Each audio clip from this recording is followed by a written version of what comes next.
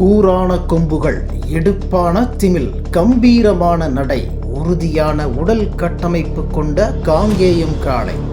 காங்கேயம் பசுக்கள் காளைகளின் கம்பீரத்துக்கு ஈடு இணை ஏது? காங்கேயம் பசுக்கள் காளைகளுக்கு உடுமலையில் மியூசியம். தமிழரின் கலாச்சாரம் பாரம்பரியம் போற்றி காக்கும் உடுமலை RKR கல்விக் குழுமம்.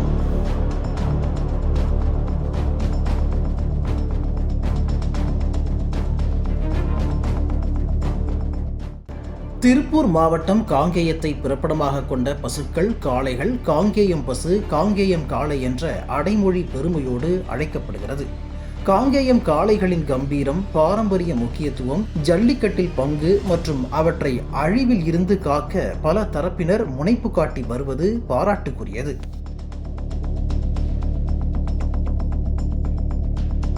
காங்கேயம் பசுக்கள் காளைகளின் கண்காட்சிகள் மற்றும் வளர்ப்போரின் ஆர்வம் போன்றவற்றை வெளி உலகிற்கு கொண்டு வருவதில் உடுமலை RKR கல்விக் குழுமம் ஆர்வம் காட்டி வருகிறது. குறிப்பாக காங்கேயம் காளைகளின் தனித்துவமான உடலமைப்பு, நிமிர்ந்த பார்வை, திமில் மற்றும் தமிழர்களின் பாரம்பரிய அடையாளமாக அவை விளங்கி வருகின்றன. தனித்துவமான அடையாளங்களாக கூரான கொம்புகள், எடுப்பான திமில், கம்பீரமான நடை மற்றும் உறுதியான உடல் கட்டமைப்பு ஆகியவை காங்கேயம் காளைகளின் சிறப்பம்சங்கள்.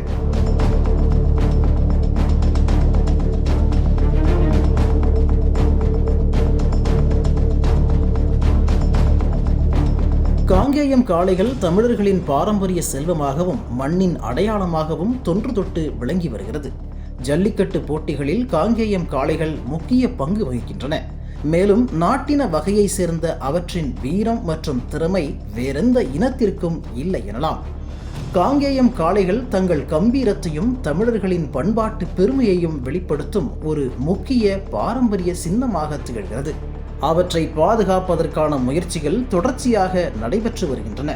அதன் ஒரு பகுதியாக திருப்பூர் மாவட்டம் உடுமலை RKR கல்விக் குழுமம் சார்பில் காங்கேயம் பசுக்கள் மற்றும் காளைகளுக்கான மியூசியம் அமைக்கப்பட்டுள்ளது.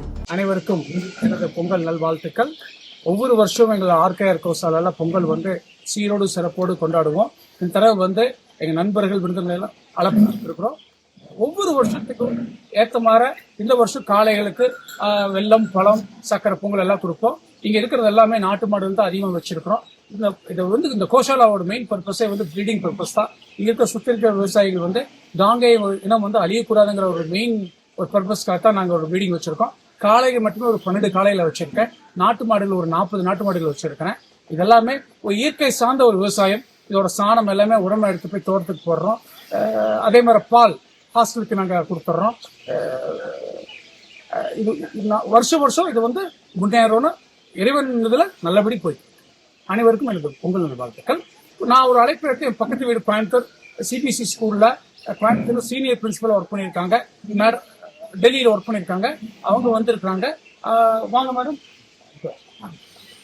இந்த கோஷாலையை பார்த்த உடனே அவ்வளோ மனசுக்கு ஒரு குளிர்ச்சி. அதோட மெயின்டெனன்ஸ் சொல்ல முடியாத அளவுக்கு இருக்கு.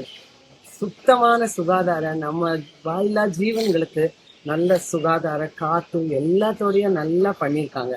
பார்க்கவே ரொம்ப இது ஒரு மியூசியம் மாதிரி எல்லாரும் பார்க்கலாம். அந்த மாதிரி ஒரு இடமா இருக்கு.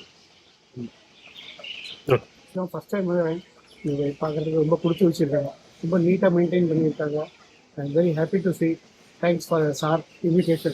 Thank you. மாட்டுப் பொங்கலை முன்னிட்டு RKR கல்விக் குழுமம் கோசாலையில் பட்டி பொங்கல் வெகு விமர்சையாக கொண்டாடப்பட்டது. காங்கேயம் பசுக்கள் காளைகளை குளிப்பாட்டி நெற்றி நிறைய சந்தனம், விபூதி, குங்குமம் வைத்து கழுத்தில் ரோஜா மாலை அணிவித்து கொம்புகளில் பட்டு வஸ்திரம் சாற்றி அலங்கரிக்கப்பட்டது. கோசாலை முழுவதும் சாம்பிராணி போட்டு பசுக்கள் காளைகளுக்கும் சாம்பிராணி புகை காட்டி சாண்டல் பத்தி ஏற்றி வழிபாடு நடத்தப்பட்டது. நெய்ப்பொங்கல், செங்கரும்பு, மஞ்சள் கொத்து படையலிட்டு பசுக்கள் காளைகளுக்கு சிறப்பு பூஜை செய்து வழிபாடு நடத்தப்பட்டது. தொடர்ந்து பசுக்கள், கன்றுக்குட்டிகள் காளைகளுக்கு சத்தான நெய்ப்பொங்கல், செங்கரும்பு, பசுந்தீவனம் வழங்கி மகிழ்ந்தனர். கோசாலை ஊழியர்களுக்கு புத்தாடை மற்றும் பிரசாதம் வழங்கி பட்டி பொங்கல் வெகு விமர்சையாக கொண்டாடப்பட்டது. உடுமலை RKR கல்விக் குழுமம் நடத்தி வரும் காங்கேயம் பசுக்கள் காளைகளுக்கான கோசாலை என அழைக்கப்படும் மியூசியத்தை பார்வையாளர்கள் அனுமதி பெற்று பார்வையிடலாம். அங்கு நிலவும் சுத்தம், சுகாதாரம், பேணி காப்பதன் அவசியம் குறித்து தெரிந்து கொள்ளலாம்.